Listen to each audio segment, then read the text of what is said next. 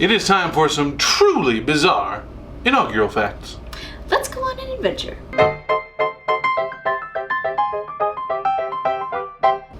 Hello and welcome to Capricious Conversations. Thank you for joining us today. As you know, or you might have heard, we recently had an inauguration in this country. Oh yeah, I did hear about that. Yeah, it was kind of a thing. New A little bit of a president, thing. Yeah. And while the election itself was pretty intense, It was rancorous.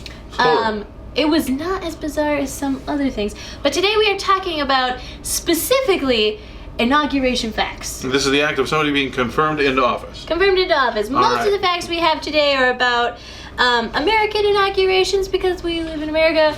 But we do have a little bit from You gotta around the stay world. till the last one because it's nuts. It's absolutely nuts. nuts. All right, why don't you kick us off there? Alright, we're gonna kick it off with, actually, this might be the most bizarre fact of American inaugurations.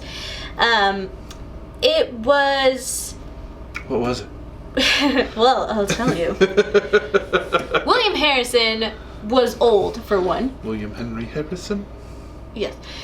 William Harrison was old. He had been in politics for his whole life, and he had retired. He lived in his home, and his party, the Whig Party, actually called him out of retirement and nominated him as president. How old was he? He was in his 80s. Wow. 70s at the time. So he was like, oh, I'm kind of done with politics, but I'll be the president if you want me to be.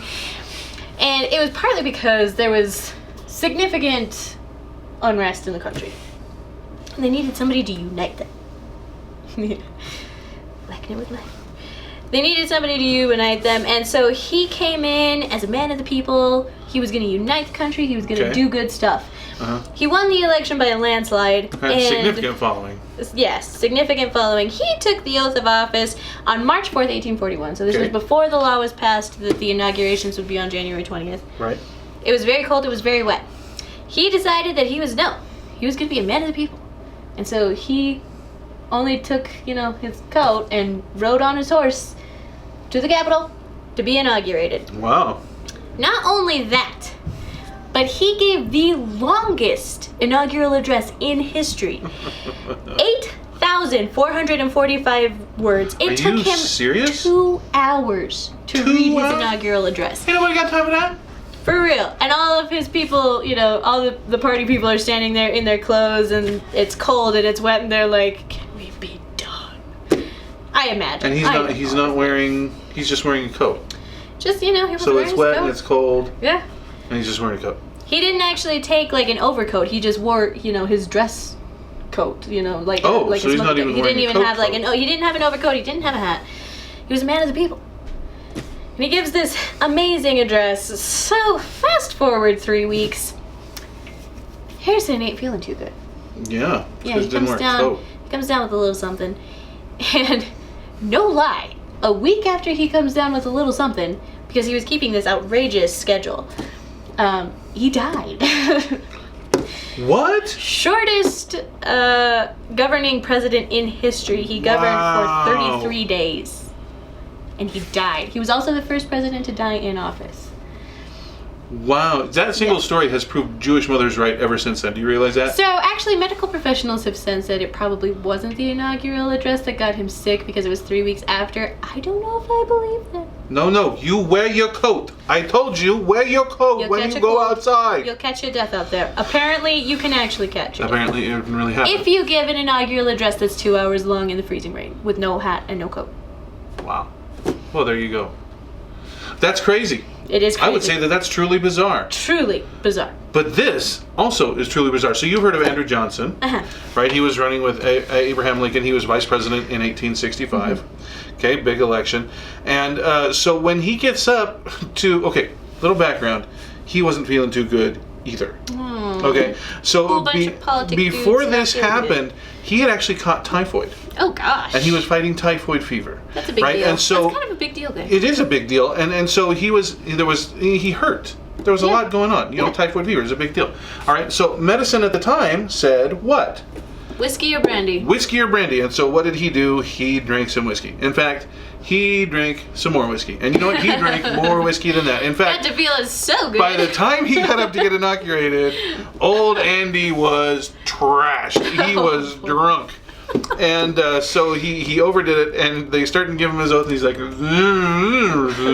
he ends up slurring his way through the oath. And then when he tried to swear in the new senators, he got too confused, and then he had a Senate clerk. He's like, hey, you do it. You do it. I don't remember what I'm doing. So the rest of the inauguration went pretty well, except the vice president was absolutely knackered. I can't imagine that went over too well with, people who are just coming to see their newly elected officials and see this. Well, particularly totally the smashed on Senate, Capitol Hill. they were incensed. I can imagine. They felt It was disgraced. ridiculous. Here's his name. He's making a drunken, foolish speech. In fact, Michigan Senator Zachariah Chandler wrote to his wife, "I have never been so mortified in my life." Wow. Which is, I find that hard to believe. But he says, had I been able to find a hole, I would have dropped through it out of sight. Yeah. So, but now I mean, at the time, this was pretty big stuff. it was didn't big really show stuff. up You drunk, didn't show up especially drunk. during This was, the society was totally different then. So, to have a man, especially an elected man, I think though, even show up trashed. today, if you had an elected official show up trashed, he wouldn't be in office very long. Right. So, but to be fair, for his part, Abraham Lincoln came up and he defended his VP. Oh, that's nice. And he said, "I've known Andrew Johnson for many years. He made a slip the other day, but don't be scared. Andy's not a drunk." Oh, He was Thanks, Abe. just trying to medicinalize himself and over medicinalized himself. That's why you should not self-medicate people. Another Okay. Jewish woman went, "Don't drink. I told you not to drink." Your mama told you. All right. So, we're going forward in history here. Franklin Roosevelt. This time, FDR. it was the only time in history that a president has been inaugurated for a fourth term. After that, immediately after that, actually, Congress Yeah. passed the law that you can only do couldn't 2 do it. terms. You could only do 2.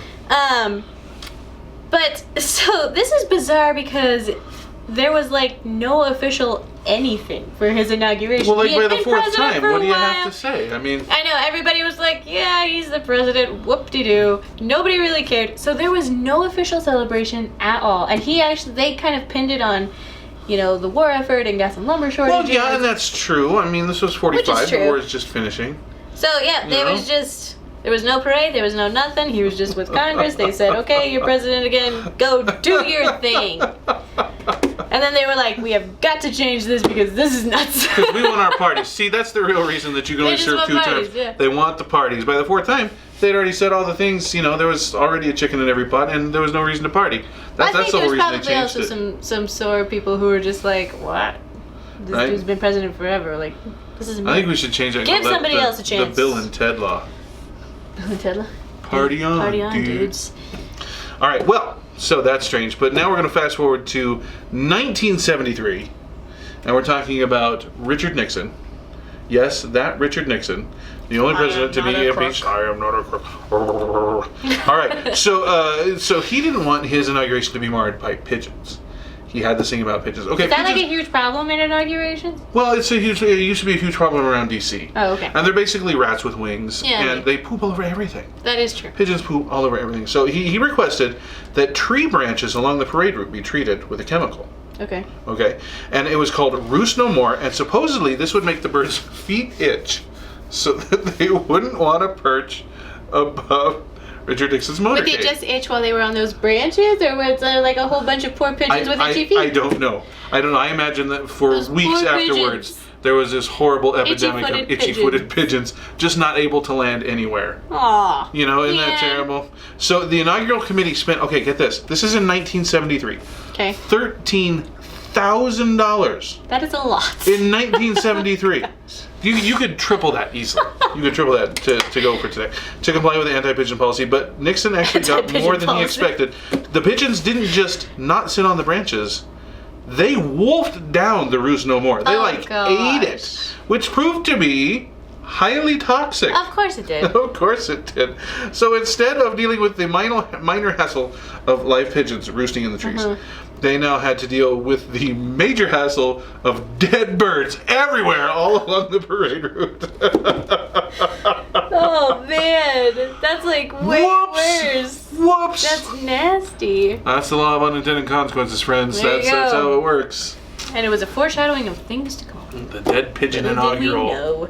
Oh man. Now, if you thought things were tense for this last U.S. election, And they were, weren't they? they were. It was awful. I was so glad when it People- was done. Just be kind to one another, okay? I know that there's still a lot of people on both sides really upset. You know what? We're people. It's We're gonna work out. Americans. We've been friends in the past. Let's be friends again. Just go love people. Well, and let's remember, America is us, guys. Yeah. It's not the president, it's not the Congress, not the Senate. It's us. We're America, and we can make America what we want it to be. So, have hope. It's all good. Have hope. Love people. Let's get this stuff done. But But that being said, be thankful that you were not in Ukraine for their last election. Okay? the Ukraine. The We're Ukraine. talking former Russian Republic, Ukraine. Yeah, former Soviet bloc country. Okay. The Ukrainian election took place because of a military coup right after the Crimean conflict. That's one in thing we which- haven't had to deal with in the United States. Yeah, No thank military God. coups. So the Crimean conflict happened. Russia seized back Crimea. There was a whole bunch of war. A couple of sections of Ukraine actually declared themselves their own republics. They were not part of Ukraine wow. anymore. And so they were having this election. There were 23 candidates.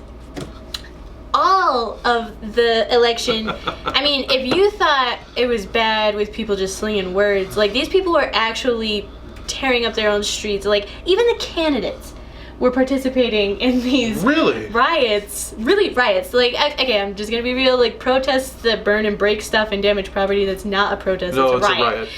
Okay, so there were riots happening all over Ukraine, and they actually had to pass a law in the Senate that even if only one constituency voted, it would be a valid election because they couldn't guarantee if everybody was going to be able to get it together enough to vote. So the whole country is just freaking The out. whole country's freaking out. Wow. And of the 23 candidates, like a whole bunch of them were physically attacked, and like it was bad. It was bad news. Yeah, Okay, in in Ukraine. when you get elected, man, you have made it through You had not only the better- vote, but the gauntlet, apparently. Apparently. So, this guy wins by like 54%. Okay. And- That's pretty big. yeah. With 21 candidates, 23 Big. I mean, candidates. the next closest was like 12% or something. Yeah, that's like pretty that. big. So, this guy was clearly, and a bunch of people, like 60% of Ukrainians actually got out and voted. So, That's a huge turnout. it's a huge turnout, especially Wow. since they were not sure if any of the country was going to be able to do it. So the guy wins by a lot, but there was so much unrest, and some of the candidates that were running against him were pretty sore about it, and so there were more riots, and so the inauguration actually took place with riot blockades in the street, and they still haven't been taken down. Seriously. So Kiev is still have these riot blockades. Man. Yeah. So it That's was something, like, folks, about the peaceful transition of power. yes, Be thankful. Be thankful. So, if you have any crazy inauguration stories from around the world, I would love to hear them. I love stories from around the world. Thank you for liking, commenting, and subscribing, and thank you for sharing this video with all your friends. Let's go on an adventure.